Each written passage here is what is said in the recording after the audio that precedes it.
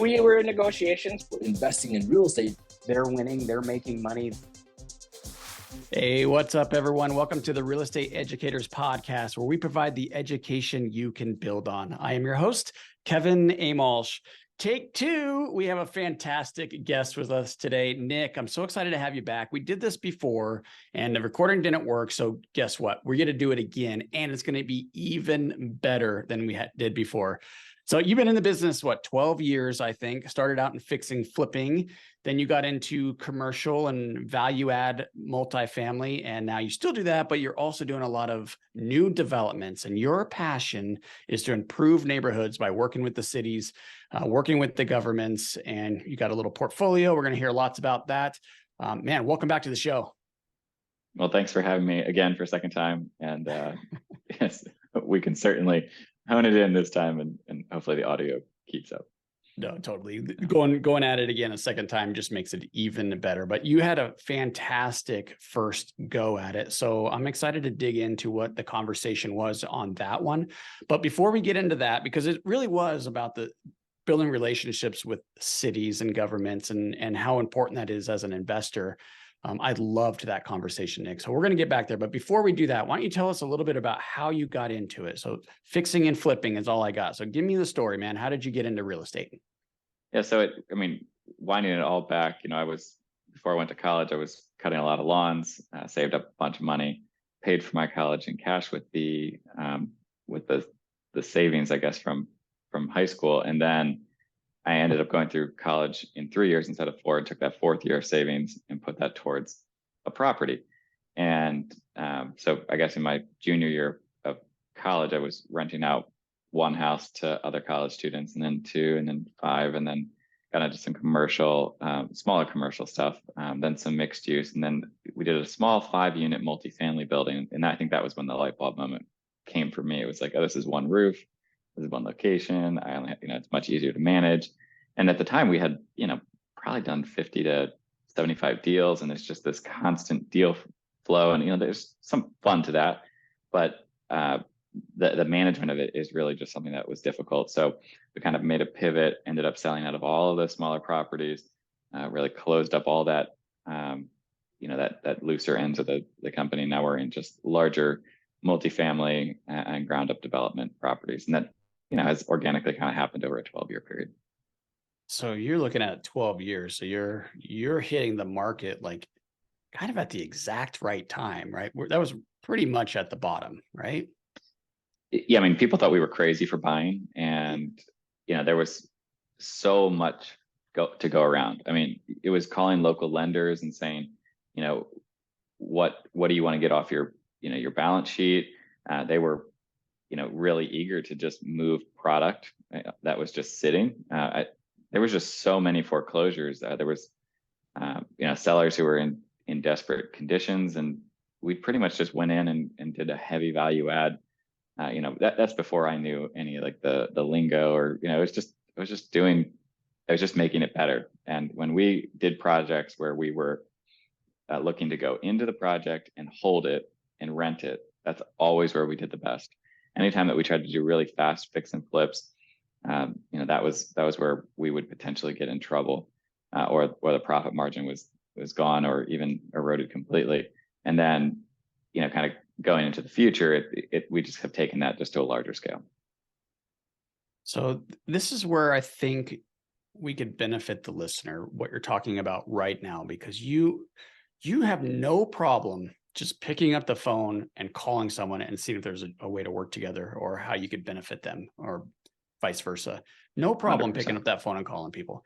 A lot of people do have trouble with that, Nick. It's scary. So what makes you different than everybody else? What makes you comfortable picking up that phone and making that phone call? Nothing. I have the same insecurities as anybody who hasn't done it. Frankly, I've put myself into some positions where I've probably, gotten ahead of my skis a little bit and said, I'm just going to figure out a way to make it happen. And I had no choice but to pick up the phone and figure it out. And we did. And I think that served me well, because at this point, I hear no, and it's like, okay, well, have you thought about it this way? And we'll modify the deal or just move on to the next group. And it's no big deal. Like, no is it's not personal. They're not telling you personally no, although it feels like that in the beginning when you're kind of really getting started. But really, it's based on the deal, and if the deal works for them, and a lot of times it's just timing. People are busy with other things, or they're taking down another deal, and they're just focused on different aspects, and the timing doesn't align for them. So taking that personally is certainly not going to help you. And then if you just stick with it, somebody else is actually in acquisition mode, and they're ready to do the deal, and they're happy you're calling. So that's all true. You just kind of have to do it. I think that when people are getting started, you have to hold yourself accountable. I think maybe it's setting a list of how many people you're going to contact, how many people you're going to email or whatever, and just stick to it on a daily basis. If it's trying to raise capital or start a new deal, and don't forget about doing stuff in person, because a lot of that is kind of lost in today's world. But that human interaction, it really does go a long way. If you can go look at a banker in the eye, and a new investor in the eye, and really show them that you're going to do the right thing, and see the investment through, whether it goes extremely smooth or has its troubles. Yeah.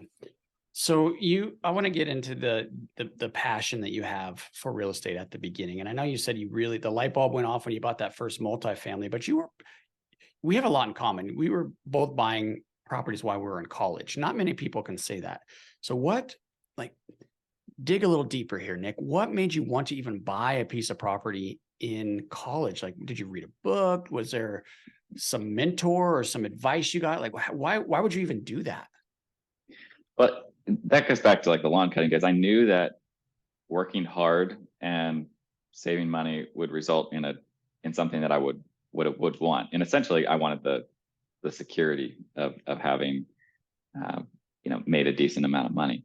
And I knew that I wanted to start my own business and work for myself. So I think the piece that kind of made me get into real estate was reading Rich Dad, Poor Dad, and knowing that I really like more of the tangible type of assets where I can see it and actually, work on it and make it better. So Rich Dad, Poor Dad, like so many others, it definitely took me in a new direction. I think I read it in one day, and I was kind of hooked. I was like, I'm definitely going to buy a rental.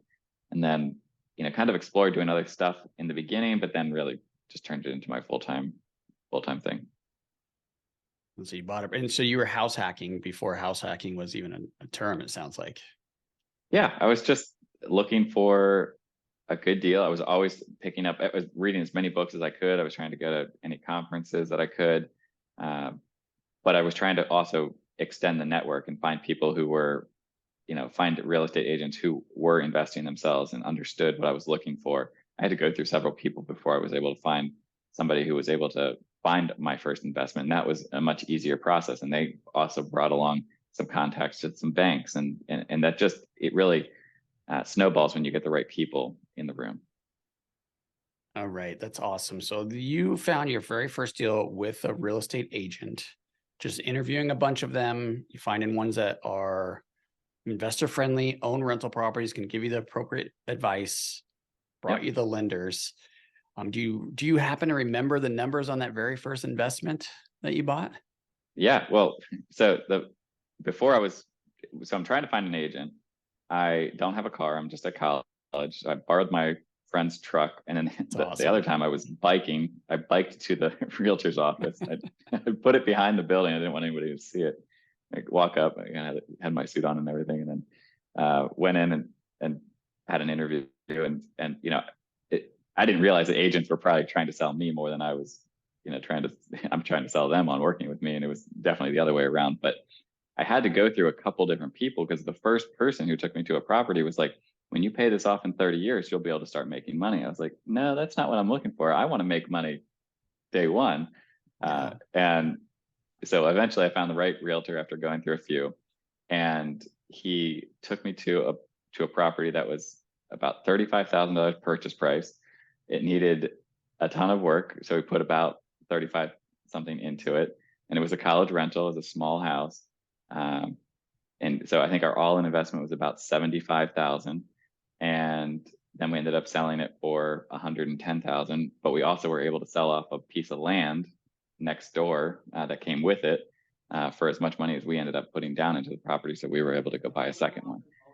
And those obviously are not as available today as they once were, but there is still deals out there. Like anybody who says they can't go find, a family member who might have passed away, or somebody in the neighborhood's just trying to do an owner transaction.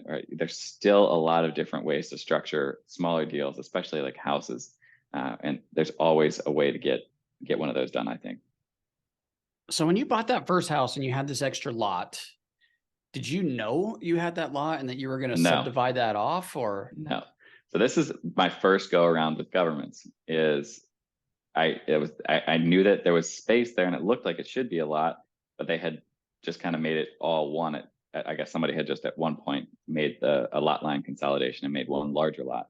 I went back to go subdivide it, and that was my first interaction with local governments, and they can basically on relationships in a lot of ways, that they trust that you're going to do the right thing and do the right thing for the cities. They'll work with you to make it go faster, and I think that was a good lesson to learn. And then I've carried that forward. Now we've done like a 14-story building in downtown Salisbury, where we worked really closely with the local government to do tax credit programs that we actually had to go all the way up to the state of Maryland to get passed by the Senate and the House, and then signed off by the government to being brought down back to the local level. But it phases in our property taxes over a 20-year period. That was the only way that project was going to get off the ground. That's actually where I'm sitting right now, checking on that building. And so basically, the local governments want to see progress in their areas, typically. And if you're able to give them a pathway to doing that, a lot of times they're going to greet you with open arms. And it was just a really good lesson to apply early on, and then on a much larger scale down the road. Okay, so your first development experience was basically separating a lot and just selling it. So you didn't go vertical. You did not build anything on it. No. How did you get into the development? Because that's very different than value add. Those are two different games, right? Absolutely. Doing ground up construction is a whole nother game. You need to have professional management. I would highly recommend doing it with somebody who's done it before, if you haven't done one yourself, and maybe even do 2 or 3, so you can just kind of see the pains that can come with new construction. And you also need to have a much higher return threshold. I think for us going forward with new developments, there needs to be a much higher contingency account. And we're just really rigid with that, because we know that unknowns happen. Inflation is a good example. COVID is a good example. Those things are, kind of those unknowns that hit development particularly hard, because you don't have any revenue until the buildings are open. So with ground up development, starting with like a house or something, we did, I don't know how many ground up, probably 15 to 20 ground up development houses along the way. Some were even custom homes for people as like a side revenue piece, but that was all distractions. And if I could go back, I really wish I had probably stuck with, value add of one asset type, probably gone to the southern markets a little faster, or larger markets a little faster. And I definitely would have waited to do some of the ground up development, but I guess it's helped, in our larger, 14-story stuff. So that 14, you're in it right now. You're sitting right in the 14-story building right now. I am in the 14-story building. It's it's called the Ross Building. It completed here in 2023. We're moving. It's a student housing project, 354 beds, 101 apartments. It's actually 2 different buildings. One's a 7-story building. One's a 14-story building, and located right here on Main Street in downtown Salisbury. It's a pretty neat project that has 20 years of tax credits built into it. We also helped pass some legislation locally called the Here's Home legislation, which helped refund our building permit costs. That was several $100,000 of savings to the project. All those things just adding up to helping projects in a tertiary market get off the ground, and that's where working with the local governments can really be a secret sauce, if you will. And local governments could be your local small city, or you could go do it in a big way in major cities. And some of the biggest and baddest players in the industry do exactly that, with the biggest cities across the country. So this is so impressive. Like, honestly, you've done such a great job. I'm trying to understand how you go from single family to multifamily to value add now to new construction. So let's start with the new construction, because that's where your passion really is now. How did you make that transition? I know a lot of listeners want to do that. So how do you make that transition? Okay, so I think the first thing to do is probably you need to talk to a general contractor and to an architect, like in the most practical sense of the way. Even before you find a project, this is first thing, like right now. You listen to this episode, go pick up the phone, call them right now. Say, hey, this is what I want to do, and how could you help me achieve that? I think they're going to give you way more information about the local regulations, the local process, than me sitting here, in not knowing the city or county that you're trying to build in. But they're going to know all the little nuances of whether or not you're building on a septic or you're connecting to the local, like an actual sewer connection. They're going to know about the power company, and they're going to know the zoning rights and the setbacks and all the little nuances that go with development. And they'll hopefully be able to shortcut the time to starting. Following that up more on the financing side, you're going to want to create budgets that have at least a 10. If it's your first project, you might even want to go like 15 to 20% contingencies, because you're going to miss a lot. And then you're probably going to want to have a plan and cost review, just to make sure that's like you're not missing something. Because I remember when I did my first budgets, I was like, yeah, I know everything. You don't, it's best to have an industry expert. I guess all of this sums it up to, it's the people you're working with. Do you have a quality architect who knows the local area? Do you have a quality settlement attorney who's going to make sure that your project is zoned correctly?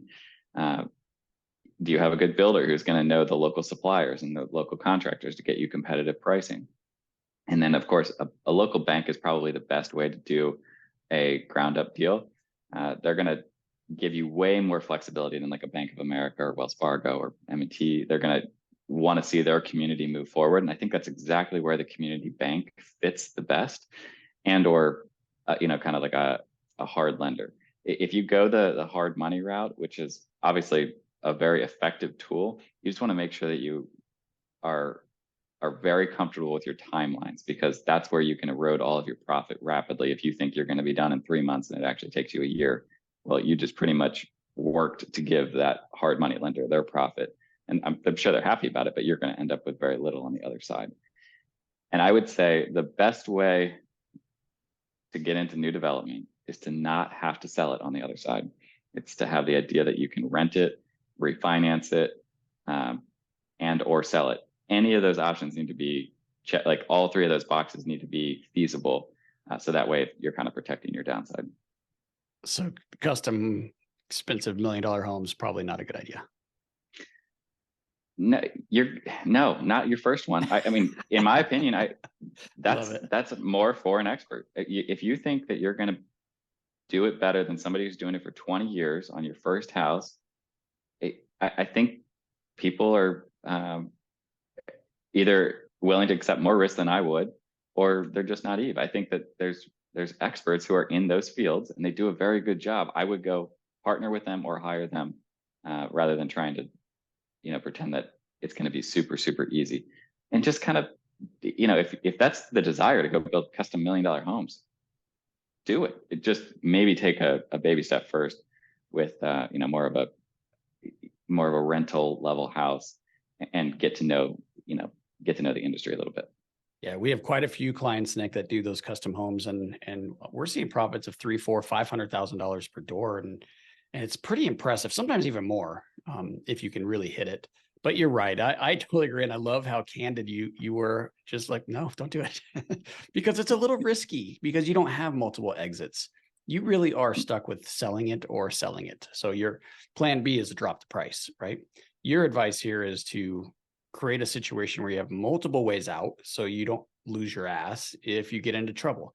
So let me ask you this. the 14 unit building you're sitting in right now, what's your plan? Are you going to hold that one, or what's the exit here? Yeah, it'll probably be like a 10-year hold for our investors. And then it might be a situation where some of the investors want to stay in or some want to get out.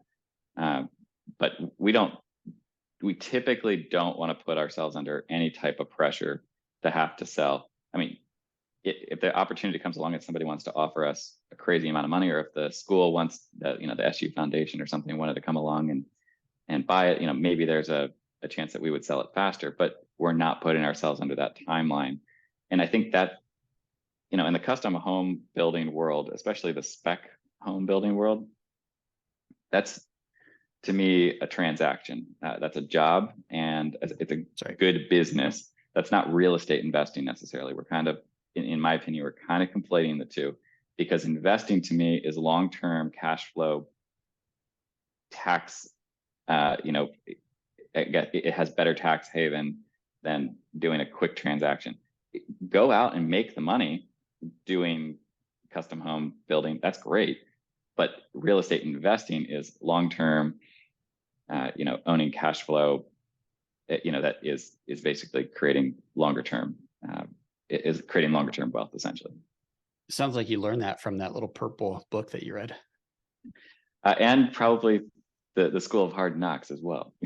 Yeah, there's some really, we've done some nice homes. I mean, not multi-million-dollar homes. We've done some nice homes that, if I hadn't sold them and we were to sell them like during this inflation period, we would have made so much more money.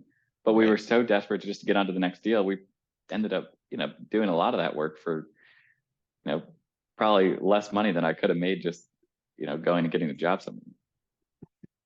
Yeah, we see that all the time.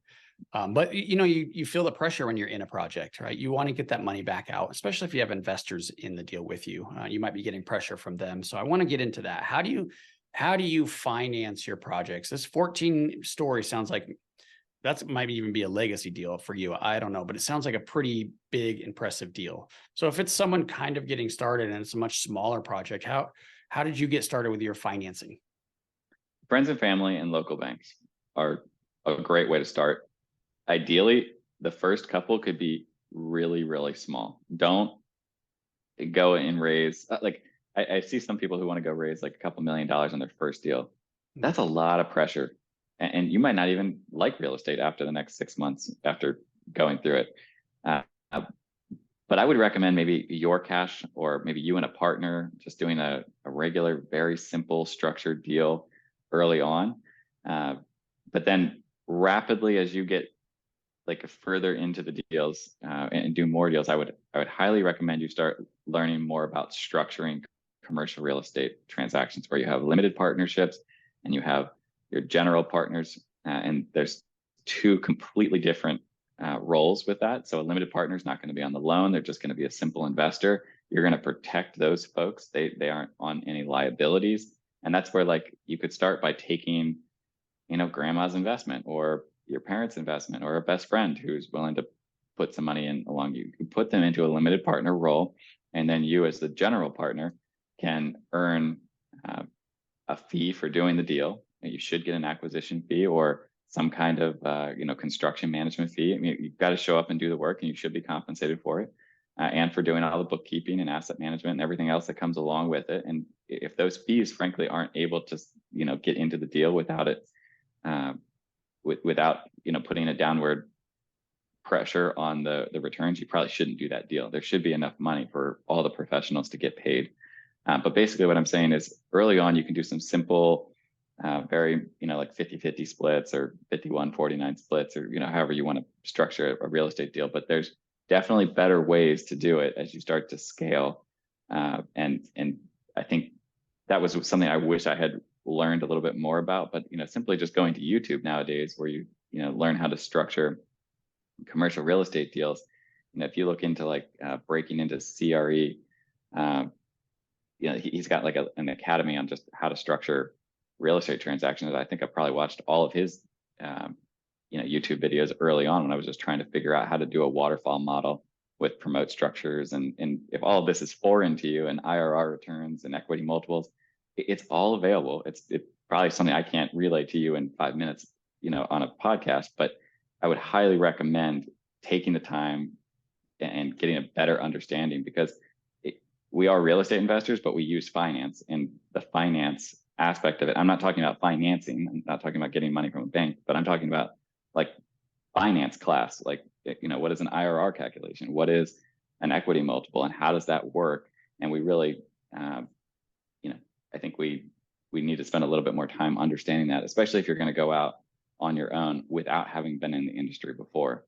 And I know I'm kind of going on a little bit here, but if you're really early on in your career, maybe even still in college, one of the things that I wish I'd probably done was I wish I had gone and probably worked for a private equity shop, private equity real estate shop, or a ground up development shop right out of college, at least for 2 to 3 years. I would have gotten so many reps and gotten to see so many deals that weren't mine, with any of my money involved or my family's money involved or anything. And I would have gotten to learn how to go about, structuring deals and raising capital and all those things really early on, without having to do it the hard way. I guess I'm a little hard-headed. I've always wanted to work for myself, so I did it the more organic, natural way. But there's definitely different paths to getting to where you want to go, and it's all about just putting one foot in front of the next.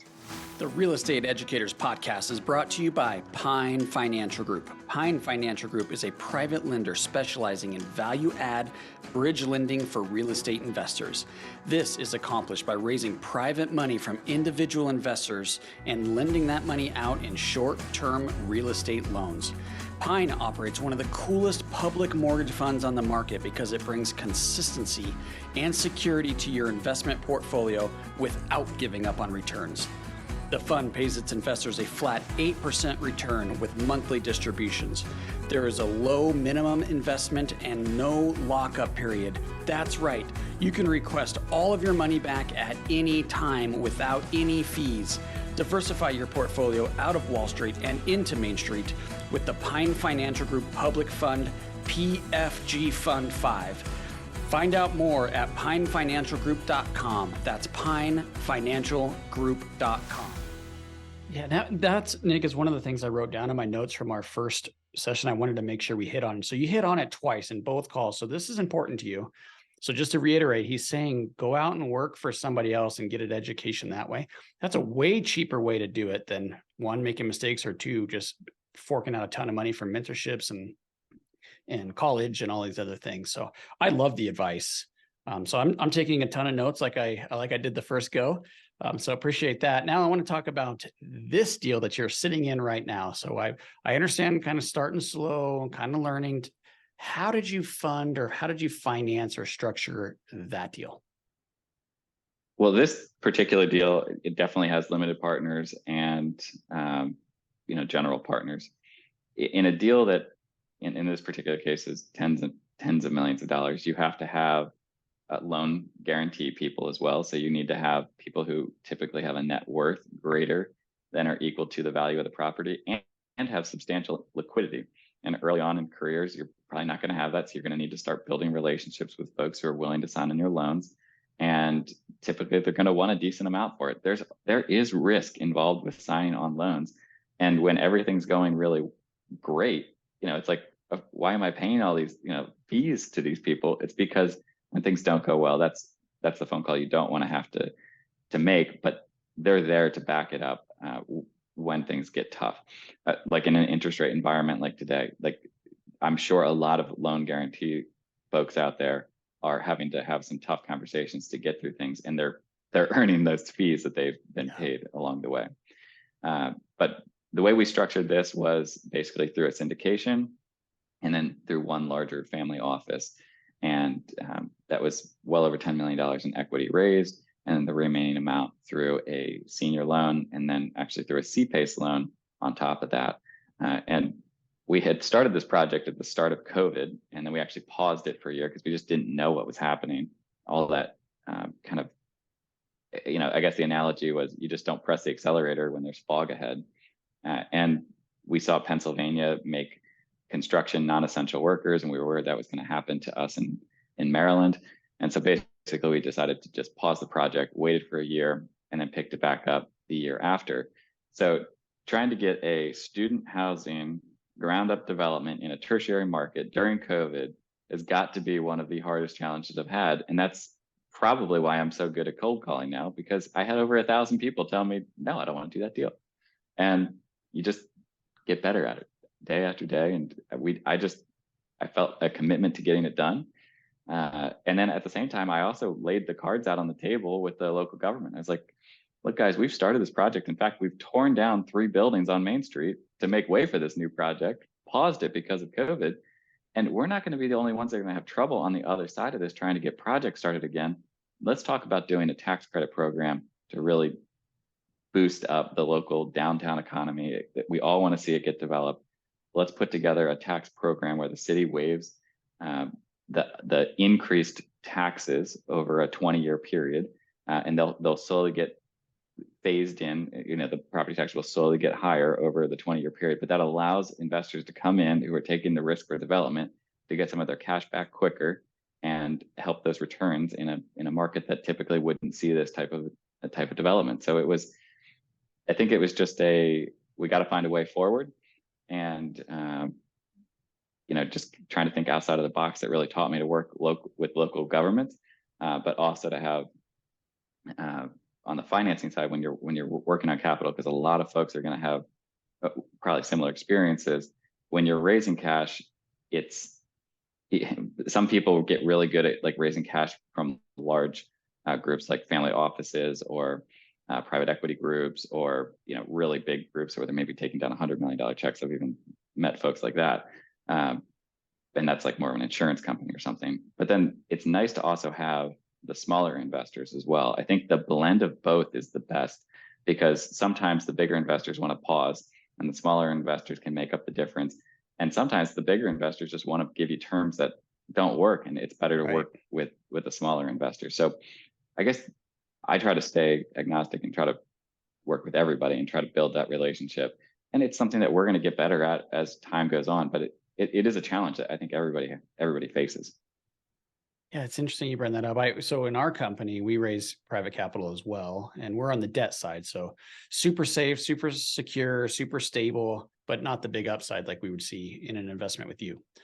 What I found is the individual investors, no problem. They want that. It's the bigger institutional family office insurance companies. They haven't been interested. I've had a real tough time bringing in that capital. One, because they want too much money, or two, they want control. Is that what you've seen? 100%. The control aspect is the most telling part of that. Typically, a family office, especially in a climate where there's uncertainty, is not going to want to just say, here's a $5 million, here's a $10 million, here's a $20 million check. Right. Let me know how it go, let me know how it's going. I mean, it makes sense, but it makes it hard for us. Like, we need control.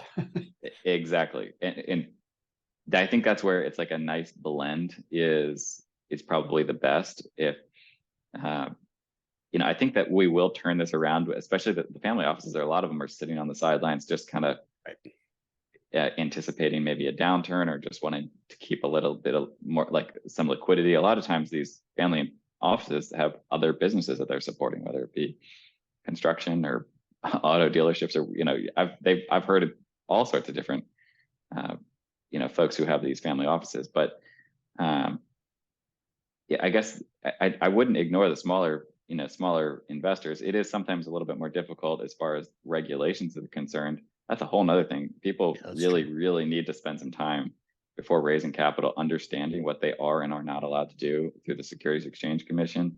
Take a look at the different regulations. Maybe even hire an attorney. Definitely hire an attorney before taking the money, but hire an attorney early on to give you some advice. But yeah, I would definitely agree. The control aspect is something that you're going to fight, especially in your early on deals. Yeah, it's interesting that we've had the same experience. And since ours is debt, I thought it may be a little bit different than you, because it's all equity, right? They're coming in as an LP or they're taking a piece of the deal. They're hoping for the upside. Yeah, I mean, it's typically, I think as we've gotten bigger, and that's happening more and more, where we have true LP partners, where we're able to really operate it the way we want. But I think we're also trying to get our systems in place where we're informing all of our LPs as much as possible. Some of the syndication deals, it might be a little overkill for for like a biweekly update. But for some of the larger checks, we are trying to build out systems where those larger checks are able to check in a little bit easier by just a regular routine update. That way they have a better idea as we're going through the deal. That's awesome. All right, let's get off the money and get into the politics, because this is where I had so much fun with the last time. So you've done some really cool things, and you're just talking about the building you're sitting in right now. You went to the city and said, hey, we're not going to build this, basically, because we can't afford it. The environment's changed. Now we have a vacant lot on Main Street. So help me help the city by doing some tax credits. You approach them about that. That's amazing. So in Colorado, I did a development where we needed some tax help as well. In Colorado, we have what they call metro districts. Have you heard of these? Are you familiar? Probably not as familiar as you, but I have heard of them. You've heard of them. The nuances. Okay. Yeah. So quickly, it's a quasi-government entity that we control that is able to tax the homeowners so that we could do public improvements. So think about your sewers, your water, your street, your landscaping, all of those improvements. But the way it works is that you issue bonds, you get a chunk of money, and then you reimburse the developer, because all of that has to be in before you build houses anyway. So that without that incentive to tax the public to reimburse us for the improvements, the project would never happen. So getting tax help is sometimes essential to development success. Did I say, what did I say? Success. So you went and created this on your own. Like, how'd you come up with that idea? And again, what gave you the confidence to go out and do that? So I've actually had this moment a couple times in my career where you're hitting a brick wall. And I was going through the numbers over and over and over and over again. I'm sitting in the middle of COVID.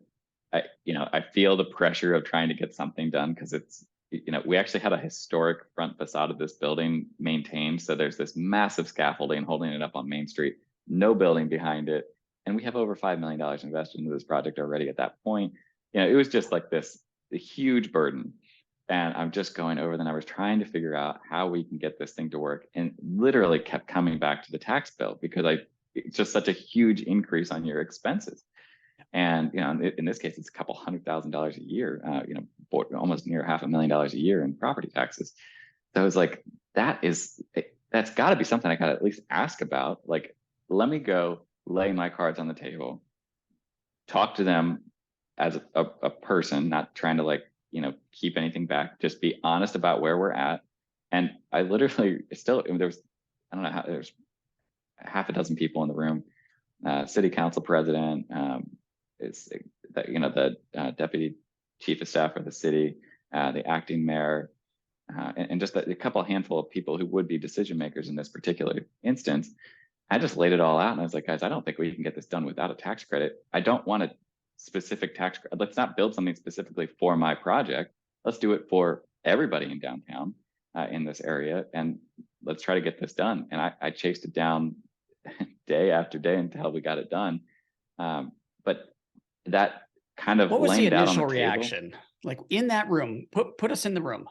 So what was their reaction? Thank you for talking to us. They were thrilled that there was a solution being put in front of them. I was so taken aback. Like, I thought they were just gonna be like, well, good luck to you. It was more like, oh, you actually had done some of the math. And I actually did some research on other municipalities and what they were doing. I pulled from New York City and Philadelphia and all over the country where these Columbus has a really good tax and credit program. I pulled all of those different models together, and we just played around with it, and we just put together a model that we thought would work for new development. And they were thrilled that there was something that they could do to help the situation. And it wasn't, nobody internally was ever going to come up with that, because they're not looking at it from our side. So we presented a solution. I think that was the key. And that has actually, so taking this step, like other projects, they want a hotel in downtown Salisbury as well. And they've been trying to get a hotel in downtown Salisbury for years. And I was like, well, let me just see if I can think outside of the box again. So I started looking for grant money, and I saw that other cities in the state of Maryland actually applied for grant money for hotels in their downtown area, and then actually didn't claim the money once it was awarded to them. So I went back and ended up helping again, going back to the governors, and back to the state. They actually ended up paying for this hotel that we're going to do, like a $6 million grant. So these are like working with the local governments is powerful for moving things forward. They want to see progress. You just need to show them like, this is why it's not going to work, and here's the gap. And that's what they went and got. It was pretty amazing, actually. Like the response we've gotten from, here's the gap that you have. You can choose to do nothing with it. That's fine. We'll go do something else, or we can work together. And every time they've kind of been, let's kind of put our arms around each other and let's get it done. And I think the same can go with sellers who are maybe looking to get creative. Like in this type of market, when there's going to be some sellers that need to get out of debt, or they need to reposition their asset, you can go as a buyer and probably structure a very creative structure. Maybe they're not getting all their equity out up front, but let's just put the cards on the table. Let's not be so sneaky about things. And maybe there's something that's bigger than just one person winning out of this whole deal. That's crazy. Like, I just hear you talking. I'm like, man, that has just not been my experience. It's been constant fighting with cities and planners and inspectors. And it's just, and most people I talk to, they say the exact opposite of what you're saying. Like, they freaking hate the government, right? I mean, it's the government blocks projects. They don't want to see developers profit. They think we're taking advantage of everybody. We got the deep pockets. I had a city attorney tell me, well, why don't you just write a check? Like, do you not understand how this works? Like, seriously. So your experience has been so different. Help me understand, like, what are you doing different than everybody else? I think what we're doing is we're not going to the government in cities where there's already explosive growth. Like if you were to go to Austin and say, I'll tell you what, I'm going to do a new real estate development in Austin, they're going to be like, yeah, you and everybody else, we're not giving you anything. Yeah. You got to go to the cities who are trying to step it up, that maybe are looking for new investments, and you got to come with out of the box thinking. I'm trying to think of like a big city that might probably be receptive, like probably Detroit. Like maybe you don't want to go have something in Detroit, but maybe there are some blocks or little pockets of investments that you would, especially if you could get some favorable tax treatment or grants or something to help incentivize it. Or I know the city of Baltimore has certain pockets where they're really trying to incentivize, or Washington, D.C. has the same type of areas where they're really trying to see additional growth. So I guess what I'm saying is you probably need to look for the areas that are maybe a little bit more tertiary in nature, maybe not your top tier cities. And frankly, I don't think you're going to get anything in those top tier cities unless you are the top tier developer in those top tier cities, because you probably will have already helped with local politicians and spent a lot of time and doing probably billions of dollars worth of investment. So if we're all talking like more of a normal real estate investor, you're probably going to want to go to those smaller cities. Maybe it's the outskirts of a college. Like maybe you're thinking like a big city like Denver. Well, I bet you there's some smaller cities around it that maybe would be more receptive to certain types of investments. And they might not want to do what you're looking for. Like maybe they have a need for warehousing and you're in the storage space business, or you're in multifamily. Well, that's not going to work. But there is somebody out there who is trying to solve a problem at a local municipality level. And if you come to them with that solution, I think that's the only difference. Is we're probably just going to people who are, who have a receptive audience. And frankly, that is probably one of the best things about Salisbury, Maryland, and I guess they're local, and that's where we are located currently. But Salisbury, Maryland is such a development friendly city. They want to see it move forward, and that's nice, obviously, compared to some of the other bureaucracies that are out there. Yeah, and you had mentioned to me at one point how you build relationships with the council members or maybe the mayor, and I didn't even really honestly think that was possible. Can you walk us through like some of your strategy to? I'm not saying you're trying to influence or anything, but No. You definitely want a relationship. So walk me through that. That's well said. You don't ever try to influence, especially like early on when you're first meeting somebody. If you have an angle let's say if you're already kind of desperate and you really need something out of them, you might as well just lay your chips out on the table so they know what angle you're coming from. But early on, it's probably just best to go in and do a typical deal and do it the right way. let's take a typical property. Let's say you have an inspection where they're coming out and doing code enforcement. It'd probably be really good to go meet the person yourself, or have somebody on your staff who's really well trained at like getting to know those folks. They're just doing a job like everybody else. They want to see that it's going to get turned around, and that their advice is going to be taken into consideration. So I guess the best way to build those relationships is to just do the right thing over and over and over again, and just realize that those folks within the city are trying to typically do the best that they can, especially the folks who are maybe not at the political level. They're just like normal working folks that want to, maybe not have that adversarial relationship. So getting to know their names. Beat up constantly, right? I mean, they're getting hammered all day. All the time. And my experience with other developers is that a ton of developers or real estate folks love to come in with these huge lofty plans and then never come through with them. And if you go in and you're like, I'm going to do it on this deadline, I'm going to turn it on this date, and it's going to be correct. And if they say you have a problem, you fix it, and they're going to be like, oh my gosh, this is different. Or if you're going to get an inspection of your house, invite the inspector to come like walk it ahead of time. Be like, do you see anything that we did wrong? Like what, instead of like waiting until the end, that'll completely shift their focus from, let me get this guy, to, yeah, let me just try to help him out. Like, inviting OSHA onto your job. If you're doing a larger scale job, invite them onto your job. Be like, where did we get it wrong? Fix it, and then it doesn't even become a problem, because they know that you want to work with them, and not, you're saying, I want to be in compliance with what you need, and we'll make it happen. Okay, yeah, and you mentioned, I mean, you like actually try to meet them in person, like lunch, coffee, something like that.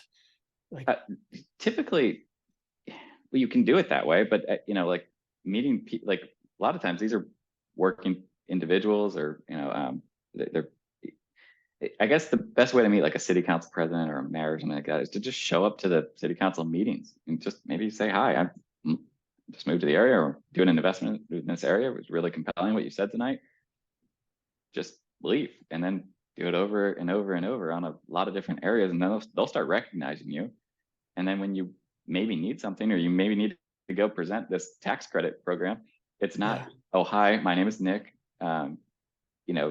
I'm a real estate guy. I'm going to try to do the right thing. They already knew that I was committed to getting things done. They had already had a working relationship with me for years, and like never once have I like paid anyone off or anything. Like, you're not doing any of that like shady stuff. You just kind of do it the honest way, do it the right way, and they will respond to that.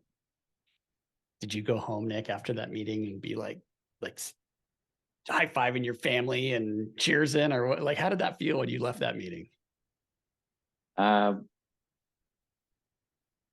It felt, I mean, being still in the middle of COVID, not sure if we were still going to close on it. It felt like we at least had a pathway forward. We were still moving the ball forward. It wasn't like, probably wasn't like winning game 7, but like getting it to closing, and eventually when this thing sells one day, I'm sure I'll feel all that relief that all that hard work paid off. But I think you got to celebrate the wins along the way, though. I don't want to make it sound like I wasn't happy, but it was definitely a good day. So your investors probably love you. Tell me, I want to get before we close out here, last pieces of advice from you. Let me see what I had on my notes from last time that I really liked. You said something I wrote down here, Nick: deliver value, you will always come out on the upside. So you always come out high if you deliver value first. You said that several times in this episode. And then everything else, you gave the same advice again today. So outside of that, what's a piece of advice you could share? Especially early on, reading or the audiobooks are a great way to get ahead. It's not just Rich Dad Poor Dad. It's so many other real estate books. Even if you're looking for more of like a high level story, like reading Sam Zell's book, Am I Being Too Subtle, is a great book on just business and just really learning those lessons along the way, and letting other people learn them. I think that's something we can all do and we can get better at. And if you're already not doing it, maybe instead of listening to music while you're at the gym or something, throw on one of those books, or while you're driving, and you can really get a lot of knowledge, especially early on when you're trying to learn and get into the industry. And then structuring partnerships. We had talked about partnerships and like how to bring investors in, but learning how to structure partnerships within the general partnership, and who's responsible for capital raising, who's responsible for asset management, who's responsible for signing on the loan, who's responsible for leasing and marketing, and all of those little nuanced pieces of a deal. It's really good to kind of go up front and say, you're responsible for this, you're responsible for that. Assign a percentage of the GP to it. So typically capital raisers 25 to 30%, something in that nature. Somebody who's finding the deal is going to get 10, 15% underwriting. All these things get a percentage of the general partnership. Learning how to get that done correctly up front will save you the headache of doing partnerships where you're like, well, I'll just take care of it. And I've done that. And you just think you all on the same page kind of going into it. And that's where you're doing the high fives. Yeah, we got it closed. And then it's like, wait a second. Why am I still here working so late and the other people aren't? And that's got to be sorted out early on. And everybody should be getting paid appropriately. If you don't pay people appropriately, you will just go ahead and set your timer on when that partnership will erode, because it eventually will unwind because people are not getting what they're supposed to on a compensation basis. So as promised, even better than the first time, tons of nuggets in here. I love how you said you got to set goals based on the number of calls you make, not necessarily results. I preach that all the time. You can't control necessarily results, but you can control your action. Stay focused, a planned cost review for your new construction projects. I've never even heard of that. I just get a lot of bids. So I guess that's how I've done it, but I didn't know you could do a planned cost review. We talked about working for someone else first, delivering value, audiobooks, or, awesome podcasts would be good. And then the responsibilities for the partners in a partnership, all fantastic advice. So how do people work with you, and then share with us how we get a hold of you? Sure. So obviously our website, mentiscapitalpartners.com, is a great way to reach out. You can fill out a form. I think my email is on our website as well, but it's nick@mentiscp.com. I'd be happy to connect with anybody. And whether you're just looking for advice or you want to work together, always enjoy connecting with new people in the industry. It is not as big as most people think. There's a lot of people doing real estate, but the more people and the more you can connect more people, you just never know at what point you're going to circle back and maybe be doing a deal or sitting on the other side of the table from that person. So definitely enjoy networking and hope that you do reach out. Well, I'm excited for your career, man. I really look up to you, and I know now that I know you're doing a hotel, you didn't tell me that before. I want to stay in touch, and when you have that going, if you do end up doing that project, let's get you back on, man. I want to hear how you structure it, how you go through it, how you work with the city, because you're an expert at that. So if you're open to it, let me know when you get that going, and we'll have you back on. Any final words? I look forward to sharing all the battle scars with that in the future. But thanks for having me again and dealing with our bad audio the first time. And best of luck to anybody who's getting started and anybody who's just surviving until 25. We're all going to get through it. Interest rates will go down. And again, thank you for having me. I appreciate your time. Thanks, Nick. Thanks for tuning in. We'll catch you on the next one.